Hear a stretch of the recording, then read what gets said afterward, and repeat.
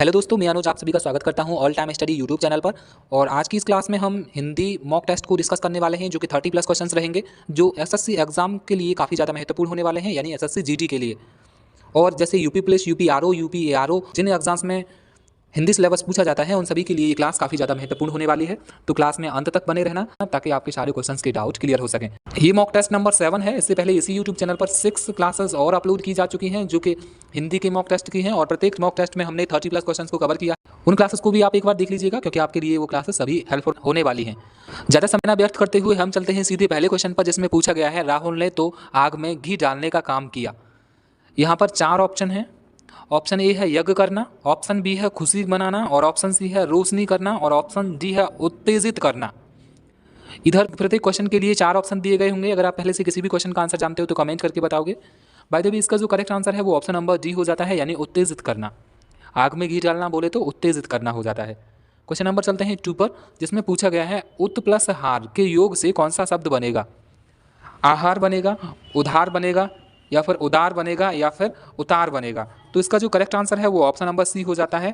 उत प्लस हार से क्या बन जाता है, उधार शब्द बन जाता है। क्वेश्चन नंबर 3 पर चलते हैं, जिसमें पूछा गया है पर्यावरण का सही संधि विच्छेद है। मतलब पर्यावरण का जो संधि विच्छेद क्या है, पर्यावरण शब्द का संधि विच्छेद है कौन सा है।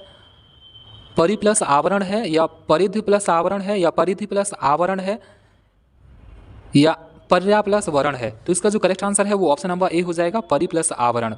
क्या हो जाता है, पर्यावरण हो जाता है। क्वेश्चन नंबर चलते हैं 4 पर, जिसमें पूछा गया है पवन का संधि विच्छेद क्या है। तो इसका जो करेक्ट आंसर है वो ऑप्शन नंबर बी हो जाता है, यानी पो प्लस अन। ओके, क्वेश्चन नंबर चलते हैं 5 पर, जिसमें पूछा गया है यथार्थ में कौन सी संधि है। यथार्थ में यण संधि है, या फिर गुण संधि है, या वृद्धि संधि है, या दीर्घ संधि है। तो इस क्वेश्चन का जो करेक्ट आंसर है वो ऑप्शन नंबर डी हो जाता है, यथार्थ में दीर्घ संधि है। क्वेश्चन नंबर चलते हैं 6 पर, जिसमें पूछा गया है महोदय में कौन सी संधि है। यण संधि है, गुण संधि है, या वृद्धि संधि है, या दीर्घ संधि है। तो महोदय में गुण संधि होती है। ऑप्शन नंबर बी बिल्कुल करेक्ट आंसर हो जाता है। क्वेश्चन नंबर चलते हैं 7 पर, जिसमें पूछा गया है मतेक में कौन सी संधि है। मतेक में कौन सी संधि है, यण संधि है, गुण संधि है, वृद्धि संधि है, या फिर दीर्घ संधि है। तो मैं आपको बता दूं, जो मतेक वर्ड होता है इसमें जो है वो वृद्धि संधि होती है, यानी ऑप्शन नंबर सी बिल्कुल करेक्ट आंसर हो जाएगा इसका। क्वेश्चन नंबर चलते हैं 8 पर, जिसमें पूछा गया है उपसर्ग का प्रयोग होता है कहाँ पर होता है। शब्द के अंत में, शब्द के मध्य में, शब्द के आदि में, और इनमें से कोई नहीं। क्वेश्चन नंबर जो 8 है, इसका करेक्ट आंसर ऑप्शन नंबर हो जाएगा। उपसर्ग का जो यूज होता है वो शब्द के आदि में, मतलब शुरुआत में होता है। ओके, क्वेश्चन नंबर चलते हैं क्वेश्चन नंबर 9 पर, जिसमें पूछा गया है जो धातु या शब्द के अंत में जोड़ा जाता है उसे कहते हैं। तो उसे प्रत्यय कहते हैं, या फिर समास कहते हैं, या अवयव कहते हैं, या उपसर्ग कहते हैं। अंत के लिए पूछ रहा है तो क्या कहेंगे, प्रत्यय कहेंगे। ऑप्शन नंबर ए बिल्कुल करेक्ट आंसर हो जाएगा क्वेश्चन नंबर 9 का। क्वेश्चन नंबर 10 पर चलते हैं, जिसमें पूछा गया है प्रख्यात में प्रयुक्त उपसर्ग है। प्रख्यात में प्रयुक्त उपसर्ग कौन सा है, त है, या फिर प्रख है, या फिर आत है, या फिर प्र है। तो इसका जो करेक्ट आंसर है वो ऑप्शन नंबर डी हो जाएगा। मतलब प्रख्यात में कौन सा है, ख्यात और प्रख्यात दो शब्दों से मिलकर के बना है ना, तो प्र जोड़ा गया है। ऑप्शन नंबर डी बिल्कुल करेक्ट आंसर हो जाता है क्वेश्चन नंबर 10 का। क्वेश्चन नंबर चलते हैं 11 पर, जिसमें पूछा गया प्रत्युत्पन्नमति शब्द में कौन सा उपसर्ग है। तो यहाँ पर 4 ऑप्शन दिए गए हैं, और ऑप्शन नंबर बी बिल्कुल करेक्ट आंसर हो जाता है, प्रत्यय। ओके, क्वेश्चन नंबर 12 है, जिसमें पूछा गया है गमन शब्द का विपरीतार्थक बनाने के लिए आप किस उपसर्ग का प्रयोग करेंगे। विपरीतार्थक बोले तो विलोम शब्द बनाना है गमन का, तो आ का यूज करेंगे। कौन सा उपसर्ग लगाएंगे, मतलब आ लगाएंगे, या प्रत्यय लगाएंगे, प्रति लगाएंगे, या अनु लगाएंगे, या उप लगाएंगे। तो गमन में अगर हम आ लगा देते हैं स्टार्टिंग में तो क्या हो जाएगा, आगमन हो जाएगा, यानी ऑप्शन नंबर ए बिल्कुल करेक्ट आंसर हो जाता है क्वेश्चन नंबर 12 का। क्वेश्चन नंबर चलते हैं 13 पर, जिसमें पूछा गया है निर्वासित में प्रत्यय है। कौन सा प्रत्यय है निर्वासित में, वासित और निर्वासित, या फिर वासित और निर्वासित, ये एक अलग चीज़ हो जाती है, लेकिन इसमें प्रत्यय पूछा गया है। मतलब लास्ट में कौन सा लगा हुआ है, ने लगा हुआ है, सित लगा हुआ है, अत लगा हुआ है, या फिर इत लगा हुआ है, या फिर इक लगा हुआ है। तो इसका जो करेक्ट आंसर है वो ऑप्शन नंबर सी हो जाता है, इत प्रत्यय लगा हुआ है इसमें, निर्वासित।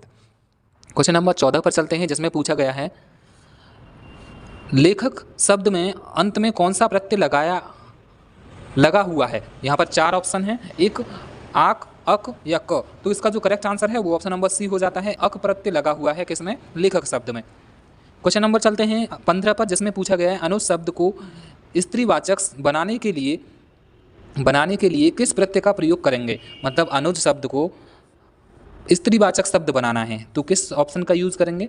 तो ऑप्शन नंबर बी का यूज़ करेंगे। आ प्रत्यय लगा देंगे हमें इसमें, अनुजा हो जाएगा। ओके, क्वेश्चन नंबर चलते हैं 16 पर, जिसमें पूछा गया है शुद्ध शब्द को स्त्रीवाचक बनाने के लिए आप किस प्रत्यय का प्रयोग करेंगे?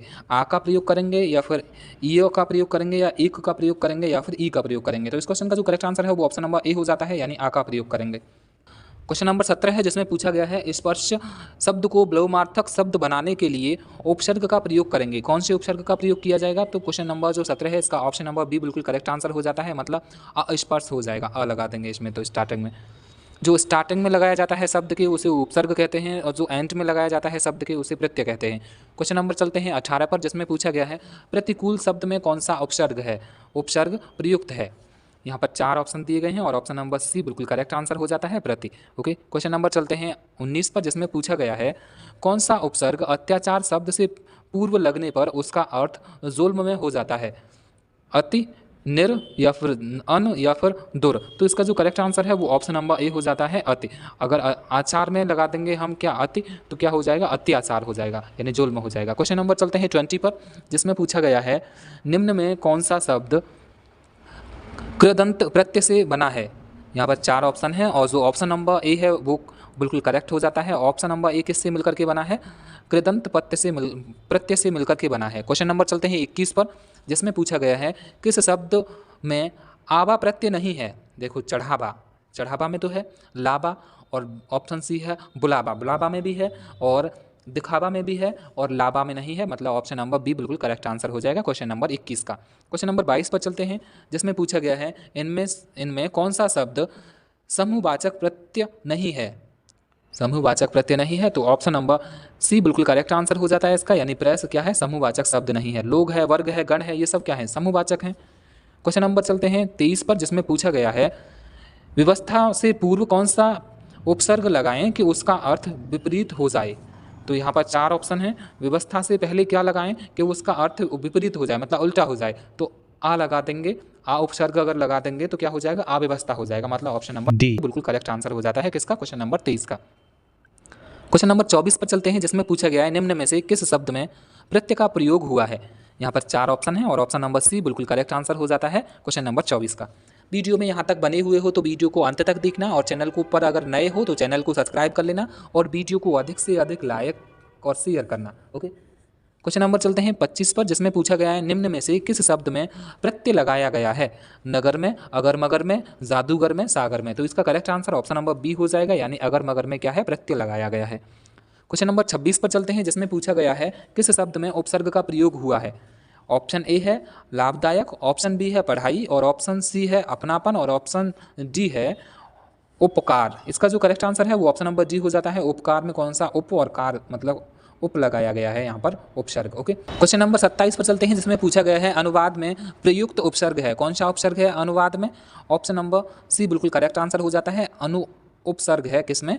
अनुवाद में। क्वेश्चन नंबर 28 पर चलते हैं, जिसमें पूछा गया है निर्वाह में प्रयुक्त उपसर्ग है। निर्वाह में कौन सा प्रयुक्त उपसर्ग है? तो ऑप्शन नंबर डी बिल्कुल करेक्ट आंसर हो जाता है इसका। क्वेश्चन नंबर चलते हैं 29 पर, जिसमें पूछा गया है हिंदी में प्रत्ययों की संख्या कितनी होती है, यानी कितनी है? तो इसका जो करेक्ट आंसर है वो ऑप्शन नंबर डी हो जाता है, कितनी होती है? 42 होती है। क्वेश्चन नंबर 30 है, जिसमें पूछा गया है कृदंत प्रत्यय किन शब्दों के साथ जुड़ते हैं? तो यहाँ पर 4 ऑप्शन है और इसका जो करेक्ट आंसर है वो ऑप्शन नंबर सी हो जाएगा, क्रिया के साथ जुड़ते हैं। सर्वनाम या फिर विशेषण या फिर संज्ञा के साथ न जोड़ करके किसके साथ जोड़ते हैं? क्रिया के साथ जोड़ते हैं। क्वेश्चन नंबर 31 पर चलते हैं, जिसमें पूछा गया है निम्न पद एक प्रत्यय लगने से बने हैं, इनमें से कौन सा पद गलत है? क्वेश्चन नंबर 31 का क्या राइट आंसर रहेगा वो आप मुझे कमेंट करके बताओगे, जिसके लिए 4 ऑप्शन हैं, सामाजिक, भौमिक, प्रक्षिक और दैविक।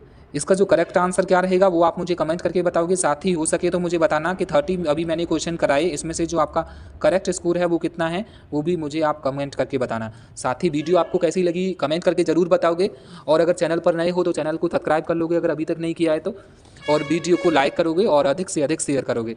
आज के लिए इतना ही काफ़ी है, मिलते हैं आपसे कल एक नई क्लास के साथ। तब तक के लिए आप लोग रिवीजन करते रहिए और खुश रहिए। जय हिंद।